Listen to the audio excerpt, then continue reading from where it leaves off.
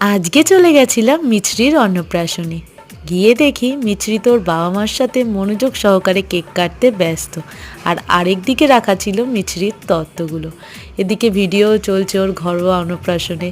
এরপর চলে গেছিলাম লাঞ্চ করতে, আর মেনুতে ছিল ভাত, ডাল, ঝুরি আলু ভাজা, এঁচোড়, চিংড়ি, তোপসে ফ্রাই, ভেটকি মাছের পাতুরি, চিংড়ি মাছের মালাইকারি। এই কটা দিন যে কোনো অনুষ্ঠানে গেছি না, প্রায় সব জায়গাতেই না পাতুরিটাই করছিল, তাই এখানেও পাতুরি দেখে আমি ভীষণ খুশি হয়ে গেছিলাম। এছাড়াও ছিল আমের চাটনি, পাঁপড়, সন্দেশ। প্রত্যেকটা খাবারই ভীষণ সুন্দর হয়েছিল, খেয়ে একদম মনের তৃপ্তি পেয়েছি।